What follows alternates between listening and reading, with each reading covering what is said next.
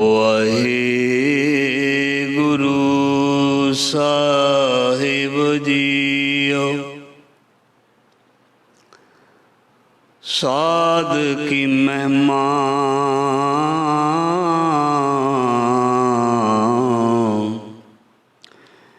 ਵੇਦ ਨਾ ਜਾਣੈ, ਜੇਤਾ ਸੁਣੈ ਤੇਤਾ ਮਖਿਆਨਹਿ।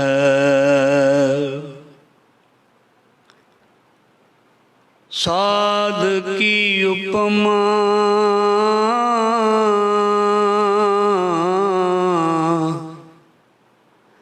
ਰਹੀ ਭਰਪੂਰ।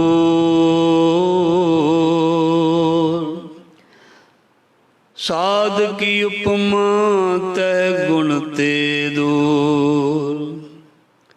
ਸਾਧ ਕੀ ਉਪਮਾ ਰਹੀ ਭਰਪੂਰ। ਸਾਧ ਕੀ ਸ਼ੋਭਾ ਸਦਾ ਬੇਅੰਤ। ਸਾਧ ਕੀ ਸ਼ੋਭਾ ਕਾ ਨਹੀਂ ਅੰਤ। ਸਾਧ ਕੀ ਸ਼ੋਭਾ ਸਦਾ ਬੇਅੰਤ। ਸਾਧ ਕੀ ਸ਼ੋਭਾ ਊਚ ਤੇ ਊਚੀ। ਸਾਧ ਕੀ ਸ਼ੋਭਾ ਮੂਚ ਤੇ ਮੂਚੀ। ਸਾਧ ਕੀ ਸ਼ੋਭਾ ਸਾਧ ਬਣਾਈ। ਨਾਨਕ ਸਾਧ ਪ੍ਰਭ ਭੇਦ ਨ ਪਾਇ।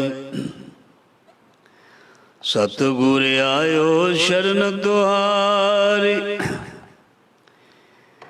ਮਿਲੈ ਸੁਖ ਨਾਮ ਹਰਿ ਸ਼ੋਭਾ।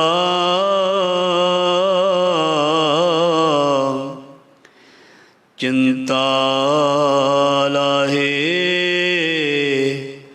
ਹਮਾਰੀ।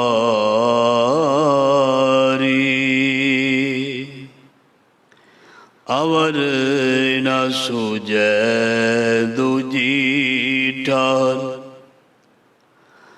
ਹਾਰ ਪਰਿਓ ਤੋ ਦੁਆਰੀ। ਲਿਖਾ ਛੋੜਿਆ ਲਿਖੈ ਛੁਟੈ। ਹਮ ਨਿਰਗੁਣ ਲਿਹੋ ਵਾਰ। ਸਦ ਬਖਸ਼ਿੰਦ ਸਦਾ ਮਿਹਰਬਾਨਾ। ਸਭਨਾ ਦੇ ਆਧਾਰੀ। ਨਾਨਕ ਦਾਸ ਸੰਤ ਪਾਛੇ ਪਰਿਓ। ਰਾਖ ਲਿਹੋ ਇਹ ਵਾਰੀ। ਨਾਨਕ ਦਾਸ ਸੰਤ ਪਾਛੇ ਪਰਿਓ। ਰਾਖ ਲਿਹੋ ਇਹ ਵਾਰੀ। ਜ਼ਾਰਾ ਜ਼ਹੂਰ ਹਾਜ਼ਰਾ ਹਜ਼ੂਰ। ਸਰਵ ਕਲਾ ਭਰਪੂਰ ਸਿਮਰਤ ਗੁਰੂ ਲੋਕ ਪਰਲੋਕ ਦੇ ਰੱਖਿਅਕ। ਬਾਣੀ ਕੇ ਬੋਹਿਤ ਕਲਯੁਗ ਦੇ ਅਵਤਾਰ। ਗਿਆਨ ਦਾ ਸਾਗਰ ਦਸਾਂ ਪਾਤਸ਼ਾਹੀਆਂ ਦੀ ਜੋਤ। ਧੰਨ ਧੰਨ ਸ੍ਰੀ ਗੁਰੂ ਗ੍ਰੰਥ ਸਾਹਿਬ ਮਹਾਰਾਜ ਜੀ ਦੀ ਪਾਵਨ ਪਵਿੱਤਰ ਗੋਦ ਹਜ਼ੂਰੀ ਦੇ ਵਿੱਚ ਗੁਰੂ ਸ਼ਬਦ ਦੇ ਨਾਲ ਜੁੜ ਬੈਠੇ ਸਾਧ ਸੰਗਤ ਜੀ, ਧੰਨਤਾ ਦੇ ਯੋਗ। ਵਡਭਾਗੇ ਹੋ ਵਡਭਾਗੇ ਹਾਂ। ਸਤਿਗੁਰੂ ਜੀ ਨੇ ਦਇਆ ਕੀਤੀ ਹੈ। ਰਹਿੰਦੇ ਸਵਾਸ ਬਚਿਆ ਜੀਵਨ। ਲੇਖੇ ਵਿੱਚ ਲਾਉਣ ਦਾ ਸਮਾਂ ਬਖਸ਼ਿਆ। उठ फरीदा उजू साज सुबह निवाज गुजार जो सिर साईं ना निवै सौ सिर कप उतार। महाराज जी ने इस शरीर, महाराज जी ने ये देही लेखे विच लाउण दे लई बख्शी है, ना कि इसनूं संसार दे केवल रस भोगण जां मानण दे लई। दुनिया दे विच बहुत रस हन, बहुत स्वाद हन। नाम नूं महारस आखे है। जिंदगी दी यात्रा दे दौरान बंदा सारे ही रसां नूं चखण दा, मानण दा यतन करदा है, कोई कर भी लैंदा है, पर इन्हां दे विचों कोई भी महारस, महान रस नहीं बनता, नहीं बनता। सो ये महान रस, महारस संसार दे पदार्थां दे विचों क्यों नहीं मिलदा? क्योंकि संसार दे पदार्थां दा रस सानू भटकना दे वल, सानू अशांति दे वल, सानू दुख, आलस, दलिद्र वल लैके जांदा है। ते महारस जिहड़ा है ये सानू परमात्मा वल लैके जांदा है। एक छोटी जी उदाहरण, कोई भोजन जो असी भोजन रोज छकदे हां, रोटी, भोजन दा रस जिहड़ा है रज के लवे, उसनूं रज के खाओ। एक दी जगह दो, दो दी जगह चार छक, वो बहुत स्वाद लगेगा, बहुत रस आएगा स्वादले भोजन दे विच। ते फिर एक खाधा होया स्वादला रस भोजन की करदा? इस शरीर नूं प्रभावित करदा है। कोई ज्यादा अन्न छकेगा तो उसके शरीर नूं वो चुस्त नहीं, सुस्त रखेगा, सुस्ती पाएगी।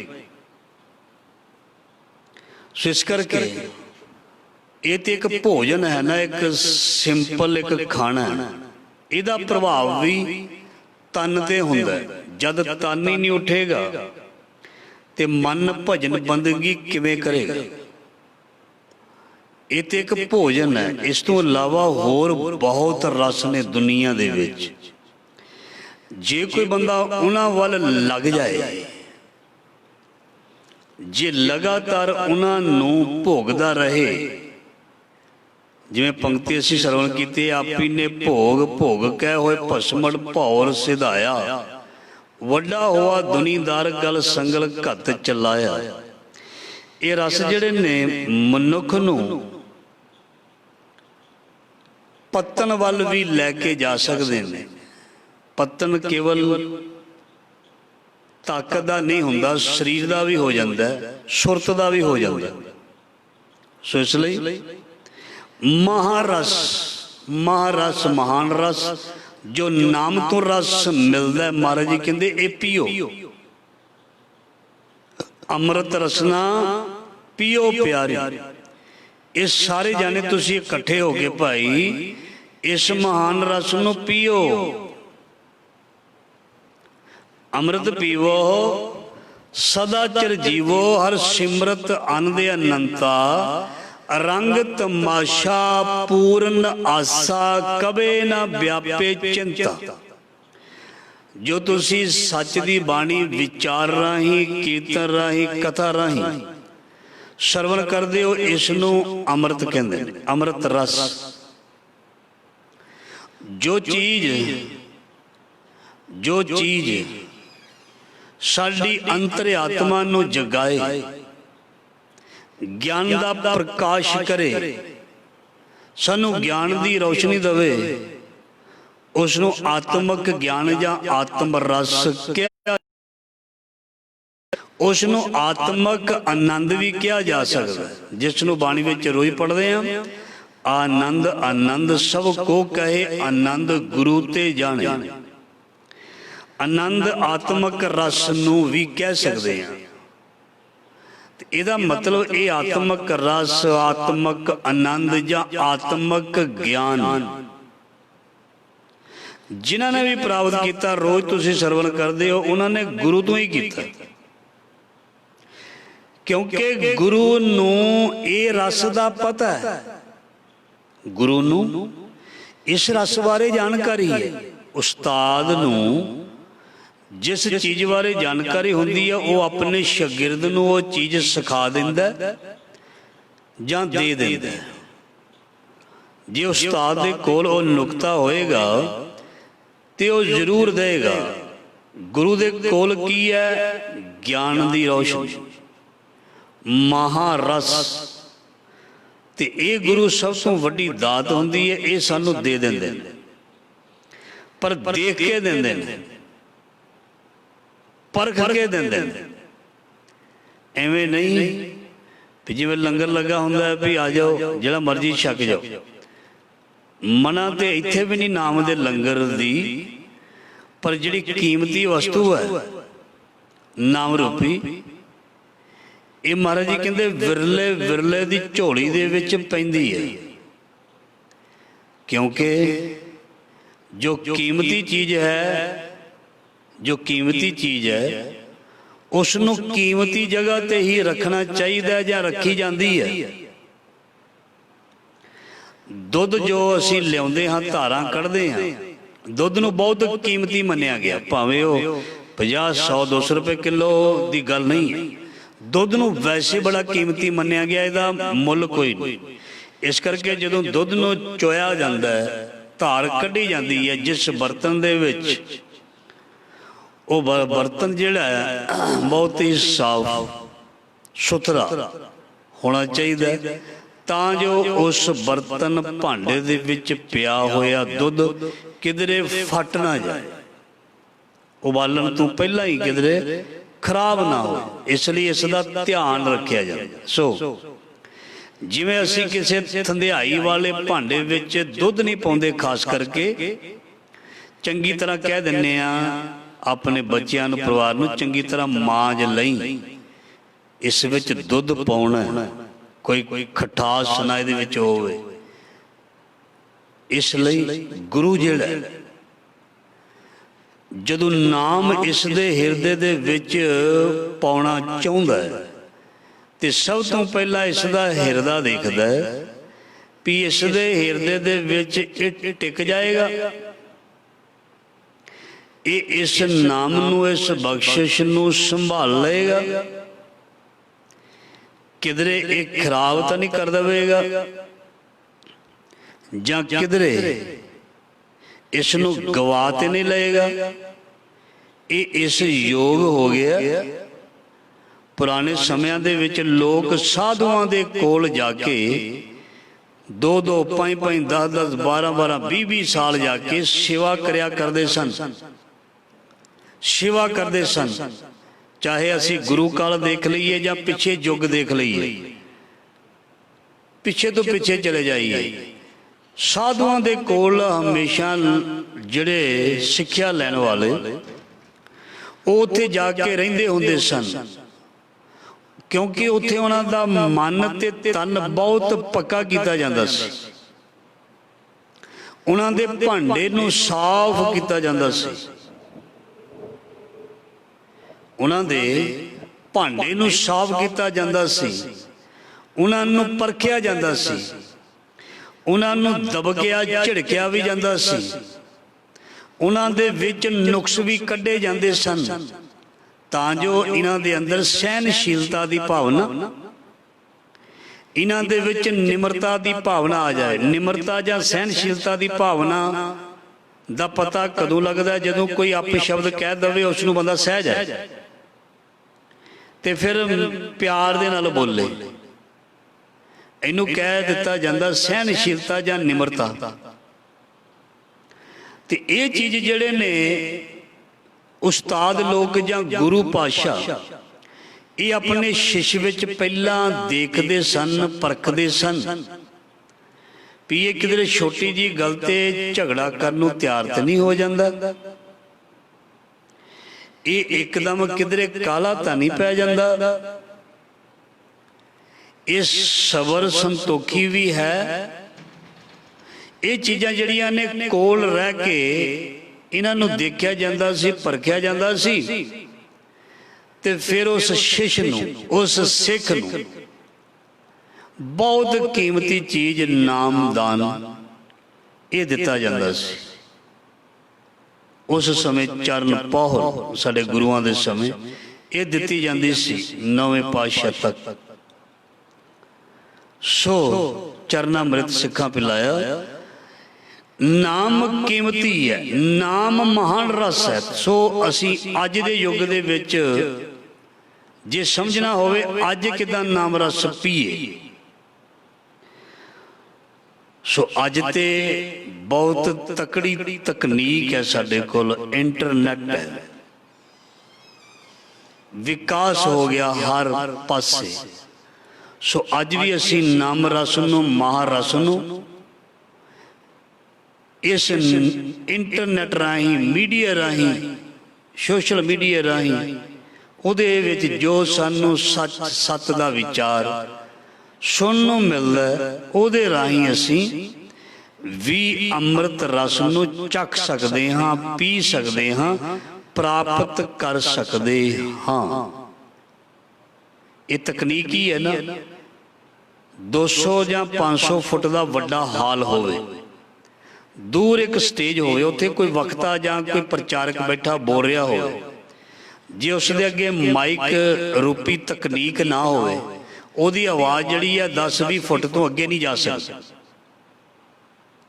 ते जिहड़े 500 फुट ते बैठे ने, 1000 फुट ते बैठे ने, माइक की आवाज़ राही सुन रहे ने, ये तकनीक राही उन्हां दी हाज़री लग रही है ना।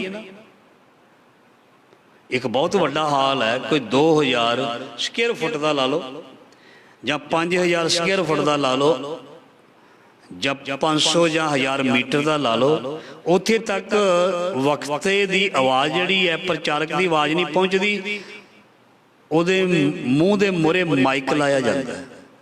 तकनीक राही दूर कोई बरांडे विच बैठा, उन्होंने भावें अंदर बैठा दिस नहीं रहा, पर तकनीक राही, साइंस राही वो आवाज़ उहदी कन्नां तक पहुँच रही है, तो उहदी हाज़री लग रही है, नाम रस महारस मिल रहे। इस तरह अज इंटरनेट का युग है, लाइव मोबाइल राही देश प्रदेश सो संगतां जुड़दियां हन, ते वो भी समझ सकते हैं, उन्होंने भी समझना चाहिए, वो भी गुरु की हजूरी दे विच बैठे हैं और वो भी महारस नूं चख रहे हैं, पी रहे हैं, खा रहे हैं। सो कोई गावे रागी नादी बेदी बहु भांत करनी, हर हर भीजे राम राज। परमात्मा दा नाम बहुत कीमती है, बस इसनूं पी लेना चाहिए, इसनूं छक लेना चाहिए। सो आओ लड़ीवार शब्द ही विचार, बड़ा प्यारा शब्द है, आरंभ करते हैं गुरु पातशाह का। सो आखिरी पौड़ी है, साध की महिमा वेद ना जाने, जेता सुने तेता बख्याने। इस शब्द की विचार बड़ी डूंगी है, सो संकेत दे विच करनी पैंदी है समय नूं देखते हुए। बाकी पंक्तियां भी पढ़नियां होंदियां हन। जिन्ने भी दुनिया विच ग्रंथ हैं, जिन्ने भी वेद हैं, सिमरतियां हैं, शास्त्र हैं, कोई भी ग्रंथ है, चाहे श्री गुरु ग्रंथ साहब जी हैं, जदों गुरु ग्रंथ साहब जी महाराज जी दे उपर बाणी लिखी नहीं जाती, इस ग्रंथ दे उपर जिथे प्रिंट किया जाता है गुरु ग्रंथ साहब, उत्थे जिल्द अलग हुंदी है, अंग बाद विच बनते हैं, पहला पेज होंदे ने, कला कला पेज वख हुंदा, उसनूं हुण अजकल मशीनां राही 1 बाय 1 प्रिंट किया जाता, उसके उपर अखर छापे जाते हैं। चाहे 2000 कोई पन्नियां दा ग्रंथ क्यों ना होवे, 5000 पन्नियां दा ग्रंथ क्यों ना होवे, कागज क्यों ना होण, जे उस दे उपर रब दी महिमा ना लिखी जावे, ਉਸ ਨੂੰ ਕੋਈ ਪੂਜਦਾ ਨਹੀਂ, ਉਸ ਨੂੰ ਮੱਥਾ ਨਹੀਂ ਕੋਈ ਟੇਕਦਾ। ਜੋ ਸਾਇੰਸ ਪੜ੍ਹਦੇ ਨੇ, ਸਾਇੰਸ ਦੇ ਸਟੂਡੈਂਟ ਹੁੰਦੇ ਨੇ, ਉਹਨਾਂ ਦੇ ਕੋਲ ਜਿਹੜੀਆਂ ਕਿਤਾਬਾਂ ਹੁੰਦੀਆਂ ਨੇ, ਬਾਇਓਲੋਜੀ, ਕੈਮਿਸਟਰੀ, ਫਿਜ਼ਿਕਸ, ਤੁਸੀਂ ਦੇਖਣਾ ਉਹ ਕਿੱਡੀਆਂ ਕਿੱਡੀਆਂ ਵੱਡੀਆਂ ਤੇ ਮੋਟੀਆਂ ਹੁੰਦੀਆਂ ਨੇ।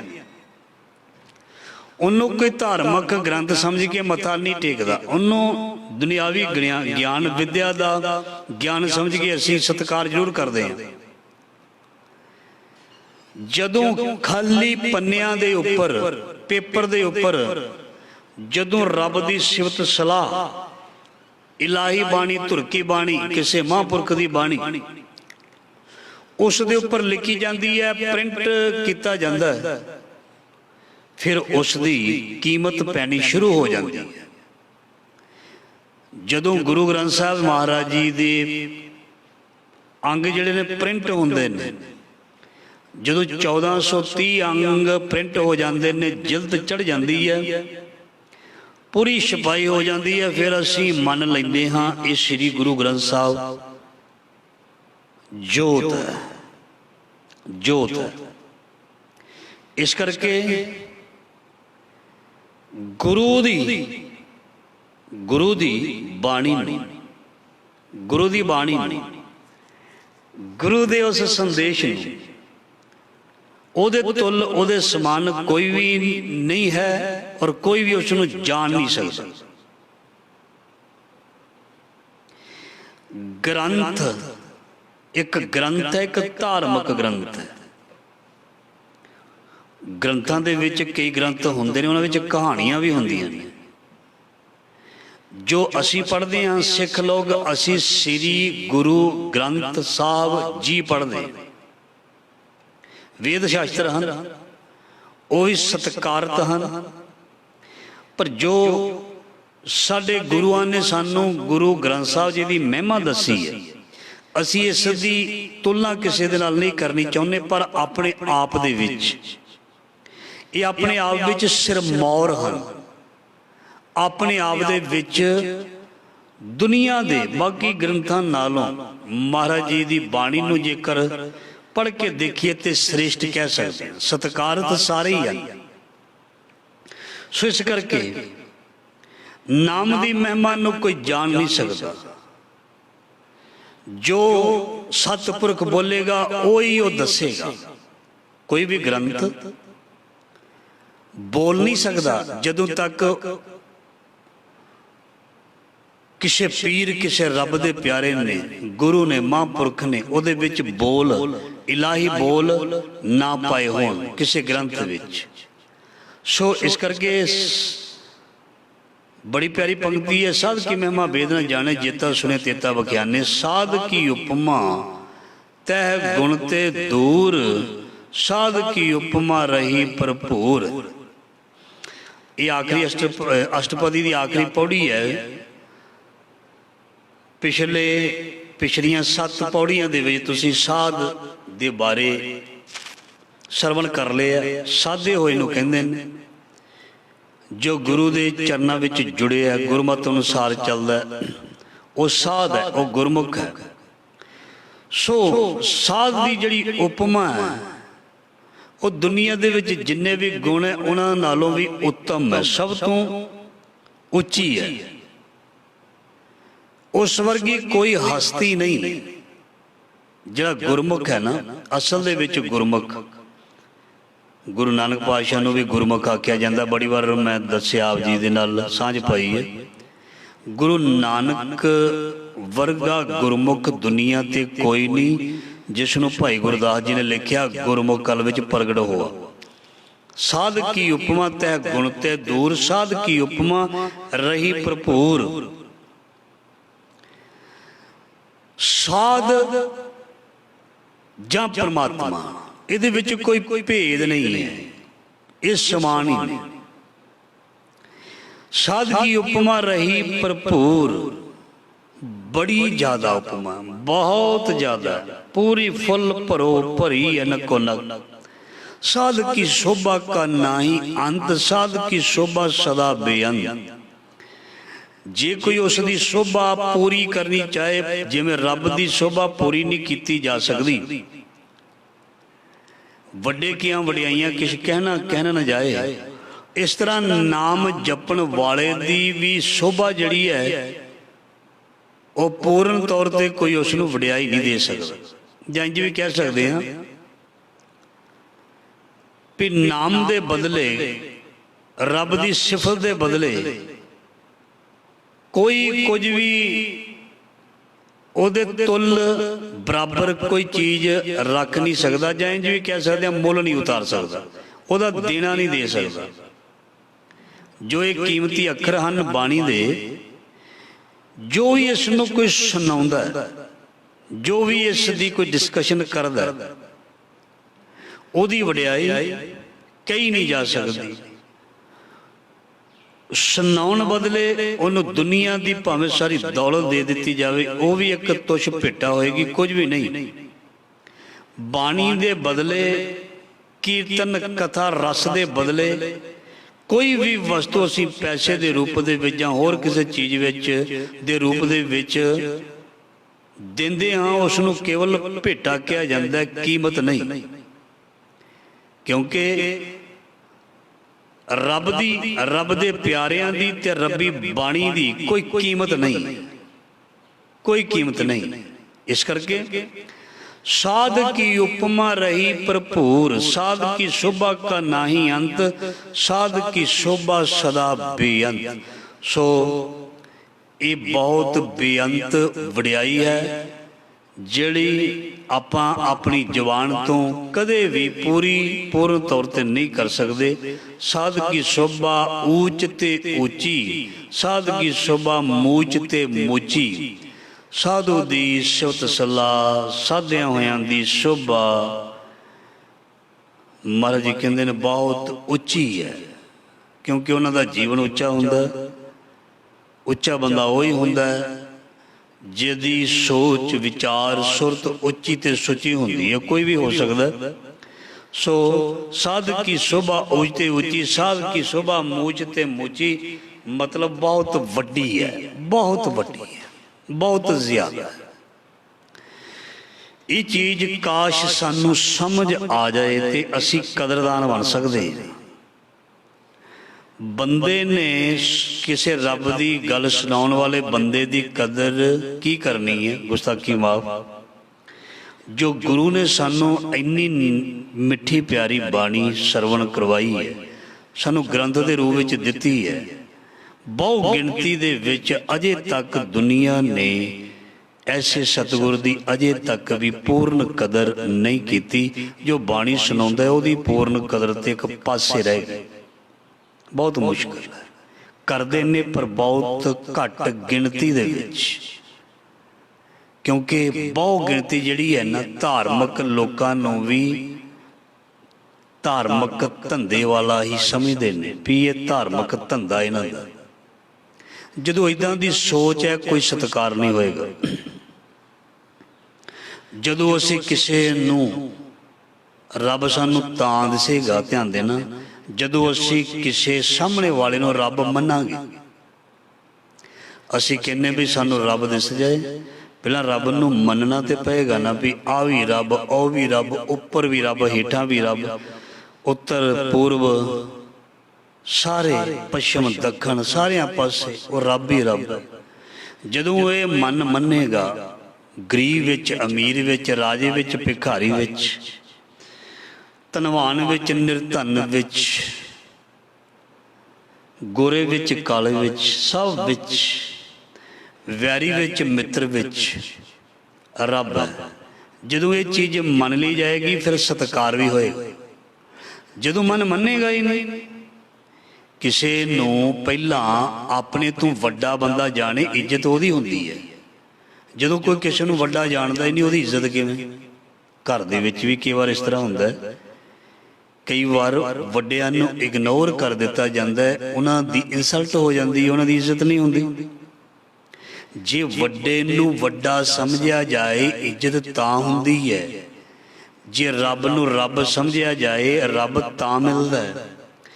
जे रब दे प्यारिਆਂ ਨੂੰ ਰੱਬ ਦਾ ਰੂਪ ਸਮਝਿਆ ਜਾਏ ਤੇ ਰੱਬ ਦੇ ਨਾਲ ਨਜ਼ਦੀਕੀ ਤਾਂ ਹੁੰਦੀ ਹੈ।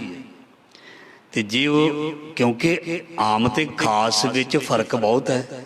ਦੁਨੀਆ ਵਿੱਚ ਆਮ ਇਨਸਾਨ ਵੀ ਹੁੰਦੇ ਨੇ, ਦੁਨੀਆ ਵਿੱਚ ਖਾਸ ਇਨਸਾਨ ਵੀ ਹੁੰਦੇ ਨੇ, ਤੇ ਦੁਨੀਆ ਦੇ ਵਿੱਚ ਬੁਰੇ ਇਨਸਾਨ ਵੀ ਹੁੰਦੇ ਨੇ। ਅਸੀਂ ਬੁਰਾ ਨਹੀਂ ਕਹਿੰਦੇ, ਪਰ ਉਹਨਾਂ ਦੇ ਕਰਮ ਬੁਰੇ ਕਰਕੇ ਉਹਨਾਂ ਨੂੰ ਬੁਰਾ ਲੇਬਲ ਲਾ ਦਿੱਤਾ ਜਾਂਦਾ। ਇੱਕ ਬੁਰਾ, ਇੱਕ ਭਲਾ, ਚੰਗਾ, ਇੱਕ ਆਮ ਹੈ ਤੇ ਇੱਕ ਬਹੁਤ ਖਾਸ ਹੈ। ਫਰਕ ਤੇ ਹੈ ਨਾ। ਜਾਂ ਹੋਰ ਸੌਖੀ ਉਦਾਹਰਨ ਦੇ ਦਿੰਦੇ ਹਾਂ। ਕੁੱਤੇ ਰੱਖੇ ਹੁੰਦੇ ਨੇ ਅਸੀਂ ਘਰ ਦੇ ਵਿੱਚ, ਕੋਈ ਮਾੜੀ ਗੱਲ ਨਹੀਂ ਮੈਂ ਕਰਨ ਲੱਗਾ, ਇਹ ਗੁਰਬਾਣੀ ਦੇ ਵਿੱਚ ਲਿਖਿਆ। ਗੁਰਬਾਣੀ ਵਿੱਚ ਲਿਖਿਆ ਹੈ ਵੀ ਜਿਹੜੇ ਘਰ ਦੇ ਵਿੱਚ ਪਾਲਤੂ ਛੋਟਾ ਜਿਹਾ ਕੋਈ ਡੌਗੀ ਲਿਆ ਕੇ ਉਹਨੂੰ ਪਾਲਦਾ, ਲੋਕ ਇੰਨਾ ਪਿਆਰ ਆਪਣੇ ਕੁੱਤਿਆਂ ਨੂੰ, ਕੁੱਕਰਾਂ ਨੂੰ ਕਰਦੇ ਨੇ, ਉਹਨਾਂ ਦੇ ਨਾਲ ਹੀ ਖਾਂਦੇ ਨੇ, ਉਹਨਾਂ ਨੂੰ ਨਾਲ ਹੀ ਗੱਡੀ 'ਚ ਬਿਠਾਉਂਦੇ ਨੇ, ਉਹਨਾਂ ਦੇ ਨਾਲ ਹੀ ਕਈ ਸੌਂਦੇ ਵੀ ਨੇ, ਨਹਾਉਂਦੇ ਵੀ ਨੇ। ਤੇ ਇੱਕ ਉਹ ਹੁੰਦਾ ਜਿਹੜਾ ਕੁੱਕਰ, ਕੁੱਤਾ ਸਾਡੇ ਦਰ ਤੇ ਆਉਂਦਾ। ਕਈ ਵਾਰ ਬੱਚੇ ਨੂੰ ਕਹਿ ਦਿੱਤਾ ਜਾਂਦਾ ਇਹਨੂੰ ਮਾਰ ਕੇ ਭਜਾ, ਇਹਨੂੰ ਦੜਾ ਦੇ। ਧਿਆਨ ਦੇਣਾ, ਦੋ ਕਿਸਮਾਂ ਹੋ ਗਈਆਂ। ਇੱਕ ਉਹ ਹੁੰਦੇ ਨੇ ਜਿਹੜੇ ਗਲੀ ਦੇ ਵਿੱਚ ਡਾਰਾਂ ਦੀਆਂ ਡਾਰਾਂ ਐਵੇਂ ਹੀ ਘੁੰਮਦੇ ਨੇ, 10-10, 20-20 ਕੁੱਤੇ, ਉਹ ਵੀ ਹੁੰਦੇ ਨੇ। ਇੱਕ ਉਹ ਹੁੰਦੇ ਨੇ ਜਿਸ ਕੁੱਤੇ ਦੇ ਸਿਰ ਦੇ ਵਿੱਚ ਕੀੜੇ ਪਏ ਹੁੰਦੇ ਹਨ ਤੇ ਉਹਨੂੰ ਤੇ ਕੋਈ ਲਾਗੇ ਵੀ ਨਹੀਂ ਲੱਗਣ ਦਿੰਦਾ। ਕਈ ਕਿਸਮਾਂ ਦੀ ਹੋ ਗਈ ਨਾ ਚੀਜ਼, ਕਈ ਕਿਸਮਾਂ ਦੇ ਹੋ ਗਏ ਨਾ ਜਾਨਵਰ।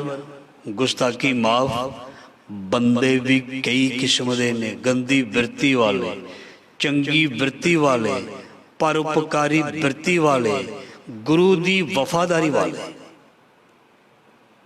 ਮਹਾਰਾਜ ਨੇ ਬਾਣੀ ਦੇ ਵਿੱਚ ਤੇ ਇੰਝ ਲਿਖ ਦਿੱਤਾ ਵੀ ਹਮ ਕੁੱਕਰ ਤੇਰੇ ਦਰਬਾਰ, ਹਮ ਕੁੱਕਰ ਤੇਰੇ ਦਰਬਾਰ, ਭੌਂਕੇ ਆਗੇ ਬਦਨ ਬਸਾਰ। ਅਸੀਂ ਤੇਰੇ ਦਰ ਦੇ ਕੁੱਕਰ ਹਾਂ ਔਰ ਅਸੀਂ ਵਫਾਦਾਰੀ ਤੇਰੀ ਕਿਰਪਾ ਦੇ ਨਾਲ ਨਿਭਾ ਰਹੇ ਹਾਂ, ਕਿਉਂਕਿ ਤੇਰਾ ਦਿੱਤਾ ਖਾਂਦੇ ਹਾਂ ਤੇ ਫਿਰ ਸਾਨੂੰ ਤੇਰੀ ਸਿਫਤ ਕਰਨੀ ਚਾਹੀਦੀ ਹੈ। ਜਿਸ ਮਾਲਕ ਕੋਲ ਵਫਾਦਾਰ ਕੁੱਕਰ, ਕੁੱਤਾ ਜਿਹੜਾ ਰਹਿੰਦਾ ਹੈ, ਉਹਦੇ ਕੋਲ ਸਭ ਕੁਝ ਖਾਂਦਾ ਪੀਂਦਾ ਹੈ, ਉਹਦੀ ਸੇਵਾ ਕੀਤੀ ਜਾਂਦੀ ਹੈ, ਉਹ ਫਿਰ ਰਾਤ ਨੂੰ ਜਾਗ ਕੇ ਮਾਲਕ ਦੇ ਘਰ ਦੀ ਰਾਖੀ ਕਰਦਾ, ਵਫਾਦਾਰੀ ਨਿਭਾਉਂਦਾ। ਤੇ ਜੇ ਉਹ ਖਾ ਪੀ ਕੇ ਵਫਾਦਾਰੀ ਨਾ ਨਿਭਾਏ, ਫਿਰ ਉਸ ਨੂੰ ਸਿਫਤ ਨਹੀਂ ਦਿੱਤੀ ਜਾਂਦੀ, ਵਡਿਆਈ ਨਹੀਂ ਦਿੱਤੀ ਜਾਂਦੀ। ਸੋ ਇਸ ਲਈ ਇਨਸਾਨ ਹੈ ਤੇ ਇਨਸਾਨ, ਪਰ ਇਨਸਾਨ ਦੇ ਵਿੱਚ ਸੋਚ ਵਿੱਚ ਫਰਕ ਹੈ। ਸੋ ਜੋ ਖਾਸ ਹੁੰਦੇ ਨੇ ਉਹਨਾਂ ਨੂੰ ਖਾਸ ਤਵੱਜੋ ਦੇਣੀ ਚਾਹੀਦੀ ਹੈ, ਉਹਨਾਂ ਨੂੰ ਖਾਸ ਅਹਿਮੀਅਤ ਦੇਣੀ ਚਾਹੀਦੀ। ਜਿਵੇਂ ਮੈਂ ਸ਼ੁਰੂ ਵਿੱਚ ਕਿਹਾ, ਕੀਮਤੀ ਚੀਜ਼ ਨੂੰ ਰੱਖਣ ਦੇ ਲਈ ਕੀਮਤੀ ਥਾਂ ਚਾਹੀਦਾ। ਕੀਮਤੀ ਚੀਜ਼ ਨੂੰ ਰੱਖਣ ਦੇ ਲਈ ਕੀਮਤੀ ਜਗ੍ਹਾ ਥਾਂ ਚਾਹੀਦੀ ਹੈ। ਕੀਮਤੀ ਚੀਜ਼ ਨੂੰ ਕੋਈ ਬਾਹਰ ਬਰਾਂਡੇ ਵਿੱਚ ਨਹੀਂ ਰੱਖਦਾ, ਕੀਮਤੀ ਚੀਜ਼ ਨੂੰ ਸਜਾ ਕੇ ਰੱਖਿਆ ਜਾਂਦਾ। ਤੇ ਉੱਚਾ ਸੁੱਚਾ ਜੀਵਨ, ਸਤ ਪ੍ਰਕਾਸ਼, ਇਹ ਵੀ ਬਹੁਤ ਕੀਮਤੀ ਚੀਜ਼ ਹੈ। ਇਸ ਨੂੰ ਸੁੰਦਰ ਮਨ ਦੇ ਵਿੱਚ ਮਹਾਰਾਜ ਜੀ ਕਹਿੰਦੇ ਰੱਖਿਆ ਜਾਂਦਾ। ਇਸ ਕਰਕੇ ਮਹਾਰਾਜ ਜੀ ਕਹਿੰਦੇ ਜੋ ਵੱਡੇ ਹਨ, ਵਿਚਾਰ ਕਰਕੇ, ਸੋਚ ਕਰਕੇ ਜੇ ਉਹਨਾਂ ਦੀ ਕਦਰ ਨਾ ਕੀਤੀ ਜਾਏ ਤੇ ਕਬੀਰ ਜੀ ਕਹਿੰਦੇ ਨੇ ਸਾਰੀ ਕੀਤੀ ਕਰਾਈ ਜਿਹੜੀ ਜ਼ੀਰੋ ਹੋ ਜਾਂਦੀ। ਵਿਨ ਗਾਹਕ ਗੁਣ ਵੇਚੀਏ ਤੋ ਗੁਣ ਸਹਿਗੋ ਜਾਏ। ਗਾਹਕ ਗੁਣ ਦਾ ਵਿਰਲਾ ਹੈ ਨਾਨਕ, ਗਾਹਕ ਜਿਹੜਾ ਗੁਣਾਂ ਦਾ ਵਿਰਲਾ ਹੈ। ਤੇ ਜੇ ਗਾਹਕ ਹੋਵੇ ਤੇ ਉਸ ਨੂੰ ਸੌਦਾ ਦੇਣਾ ਚਾਹੀਦਾ। ਜੇ ਗਾਹਕ ਨਾ ਹੋਵੇ ਤੇ ਭਾਵੇਂ ਟੁਰ ਜਾਓ ਅੱਗੇ। ਧਿਆਨ ਦੇਣਾ, ਪਤਾ ਲੱਗ ਜਾਂਦਾ। ਜਿਹੜੇ ਫੇਰੀ ਲਾਉਂਦੇ ਨੇ ਉਹਨੂੰ ਪਤਾ ਲੱਗ ਜਾਂਦਾ ਵੀ ਇਸ ਗਲੀ ਦੇ ਵਿੱਚ ਆਹ ਜਿਹੜੇ ਪਰਿਵਾਰ ਵਾਲੇ ਨੇ ਇਹਨਾਂ ਨੇ ਸੌਦਾ ਲੈਣਾ ਹੀ ਲੈਣਾ, ਆਹ ਜਿਹੜੇ ਨੇ ਇਹਨਾਂ ਨੇ ਕੇਵਲ ਦੇਖਣਾ ਹੀ ਹੈ, ਖਲਾਰਾ ਹੀ ਪਾਉਣਾ, ਉਹ ਉੱਧਰ ਨਹੀਂ ਜਾਂਦੇ। ਭਗਤ ਕਬੀਰ ਜੀ ਕਹਿੰਦੇ ਨੇ ਜੇ ਲੈਣ ਦੀ ਇੱਛਾ ਨਾ ਹੋਵੇ, ਜਿੰਨਾ ਮਰਜ਼ੀ ਕੀਮਤੀ ਸਮਾਨ ਕਿਉਂ ਨਾ ਹੋਵੇ ਤੇਰੇ ਕੋਲ ਭਾਈ, ਜਿਸ ਨੇ ਗੁਰਮਤਿ ਨੂੰ ਪ੍ਰਾਪਤ ਨਹੀਂ ਕਰਨਾ ਉਹਦੇ ਸਾਹਮਣੇ कोई दुनिया का वड्डे तो वड्डा विद्वान भी क्यों ना आ जाए, सब तो वड्डा विद्वान दुनिया में कौन है? गुरु नानक तो वड्डा कोई विद्वान हो सकता है? विद्वान तो असीं सदांगे पैसे दे के, फिर आके सानूं कुछ सुणाउणगे। ते गुरु नानक तो वड्डा दुनिया दे विच कौन है? एडा वड्डा नानक, एडा वड्डा ज्ञान का सागर। ते जे उसनूं उसदे ज्ञान नूं किसी ने सरवण ना कीता, फिर उस बंदे नूं बेकदरा किया जा सकता है। सो महाराज जी कहते, आखिरी पंक्ति है, साध की शोभा ऊंच ते ऊंची, साध की शोभा मूच ते मूची, साध की शोभा साध बन आई, नानक साध प्रभ भेद ना पाई। महाराज जी कहते, और साध की शोभा साध बन आई। साधु की शोभा ना साधु नहीं सौंधी है, मतलब ब्रह्म ज्ञानी की गत ब्रह्म ज्ञानी जन। किसी की सोच बराबर होवे, वो एक दूजे नूं समझ सकते। ध्यान देना, किसी की गुरमत वाली सोच बराबर दी होवे, एक दूजे नूं बहुत वधिया तरीके नाल समझ सकते। एक बंदा सारी जिंदगी गुरमत दे नाल जुड़िया ही नहीं, एक नूं सारी जिंदगी जुड़े नूं हो गई, वो दोने जाने बैठन, उन्हां दी मैचिंग होएगी? कदे भी नहीं। उन्हां दे विचार रलणगे? कदे भी नहीं। वो कोई गल करेगा, दूसरा कोई करेगा। इहदा मतलब साध की शोभा साध बने। गुरमुख नूं असल दे विच गुरमुख ही जान सकदा, गुरमुख नूं गुरमुख ही जान सकदा, मनमुख नूं मनमुख ही जान सकदा। जिवें ताश खेडण वाले ताश खेडे, मैं सौखी उदाहरण देना हुन्ना, सौखी समझ लग जाती है। उन्हां दे तीन हाणी होण ना, चौथा ना होवे, लागे खड़े नूं कहंदे ने, तैनूं आउंदा?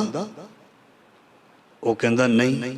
तैनूं आउंदा? तूं रल जा, मेरे सामने बह जा, असीं इकट्ठे चारे बह जन्ने आ। वो फिर उन्हां दी जोड़ी जम जाती है। ते जे उत्ते किसी नूं तीन नूं आउंदा, चौथा हाणी चाहीदा, उहनूं आउंदा ही नहीं, ते उन्हां दी खेड चलेगी नहीं। मैचिंग होगी ना, बराबरता होगी ना। इसी तरह सचियार सिख बैठे सतगुर पास, जदों गुरमुख नूं गुरमुख मिलदा है ना, वो कहंदा चलो असीं बैठे रहीए। ते जे गुरमुख दे कोल आके कोई मनमुख बह गया ना, मनमुख ने कहना चलो छेती करो, छेती करो, छेती करो, क्योंकि कुड़ियारा चित उदास। जिहड़ा सतसंगी हुंदा उन्हें ना रब की गल हमेशा करनी करनी, जिथे भी वो बैठेगा।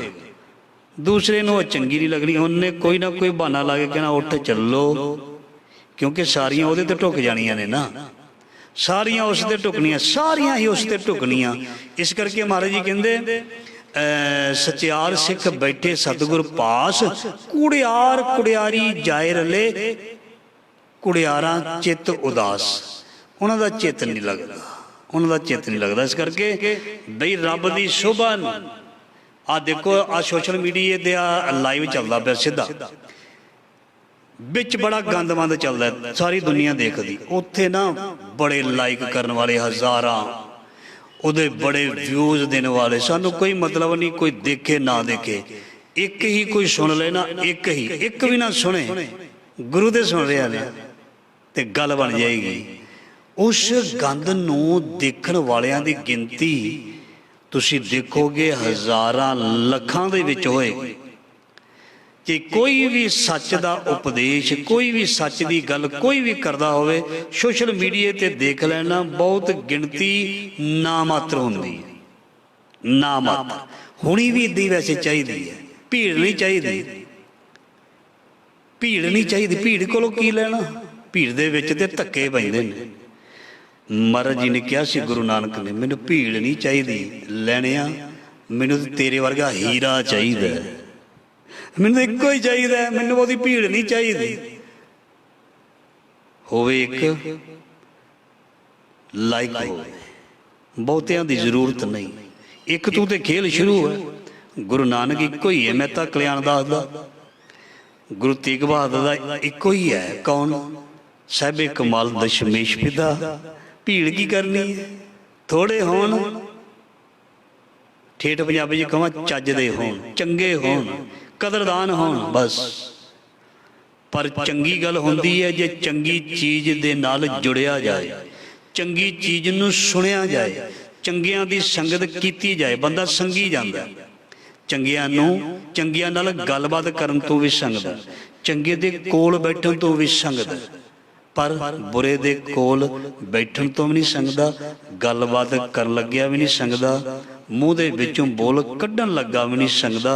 ये फितरत है इंसान दी, क्योंकि गुरमत तो दूर वालियां दी यही हालत ते हालात हैं। सो महाराज जी कहते समझना सौखा कि समझना सौखा कितना। जां होर एक मैं अखीरली उदाहरण दे के समाप्ति करा। एक बच्चा अजे प्राइमरी कर रहा है, पहली दूजी तीजी विच, एक PhD की डिग्री कर चुका है, BA MA MA कर चुका है, BTech MTech कर चुका है। उन्होंने विचारे नूं की पता भी ये पढ़ाई की हुंदी है। जदों वो भी 10 या 15 18 साल ला के उस विद्या तक पहुँचेगा, फिर उसनों पता लगेगा भी जदों मैं प्राइमरी विच सी ना तां ही नहीं मैनूं पता लग्या सी, क्योंकि उदों मेरा लैवल बहुत लो सी, डाउन सी, मैं छोटी क्लास च सी। ते मैं जदों हौली हौली वधदा गया, अगे मेरा ज्ञान भी वधदा गया। ते गुस्ताखी माफ, प्राइमरी का बच्चा कहता मैं ब्रह्म ज्ञानी बन जा, चिर लगता है, मार खानी पैंदी उस्तादां दी, जीवन लाना पैंदा, एवें थोड़ा ज्ञान मिल जाता है, एवें बख्शिश नहीं होंदी। जे किसी नूं वड्डे अहुदे तक सिपाही कोई भर्ती हुंदा है ते वड्डे अहुदे तो कई बार रिटायर हुंदा है, कितना समा लग जाता है, उहदी काबलियत करके उसनूं इस रैंक दिता जाता है, उसनूं सलूट वजदे ने, समा लगदा है। तो जिसने आत्मक दुनिया दे विच आत्मक ज्ञान दे विच वाधा करना, गुरु महाराज जी कहंदे उसनूं भी गुरु दे नाल जुड़ना पेगा, गुरु दे प्यारियां नूं वचना पेगा, सुनना पेगा, उन्हां दे कोल जाके गल पुछनी पेगी भी सत की है ते असत की है। गुरबाणी मुताबक किसी की अपनी विचार नहीं लैनी, जो गुरबाणी की किसी को नॉलेज है वो चीज़ साझी करनी चाहिए। साध की शोभा साध बनियाई, नानक साध प्रभ भेद न पाई भाई। और साधिया होयां दे विच रब विच कोई अंतर नहीं समझना, क्योंकि भगत ते भगतां दा रब इको ही हुंदा है, कोई फर्क नहीं हुंदा। रब दे प्यारे दे विच ते रब दे विच भेद न जानो, मूल साईं जिहा जिन्हां न विसरे नाम से कनेहा। वो किदां दे हुंदे ने महाराज जी कहंदे, और रब वर्गे होंदे ने, वो साईं वर्गे होंदे ने। इस करके उन्हां विच कोई भी अंतर जां भेद ना समझिओ, उन्हां नूं रब ही समझिओ। जदों बंदा बंदे नूं रब समझण लग पए ते खुद बंदा भी रब बन जाएगा। सो कल नूं अगली अष्टपदी आरंभ होएगी। मन साचा मुख साचा सोए, अवर ना पीखै एक बिन कोय, नानक इह लक्षण ब्रह्म ज्ञानी होए। ब्रह्म ज्ञानी वाली अष्टपदी कल आरंभ गुरु जी कराउणगे। मेहर करनी दाता दी, बख्श के चढ़दी कला बख्श के अपनी सिफत विच लै आउणा, चरनां विच सानू सब नूं जोड़ देना। इन्नी सेवा प्रवान भुल्लां चुकां दी खिमा। फतेह बुलाओ। वाहिगुरू जी का खालसा, वाहिगुरू जी की फतेह।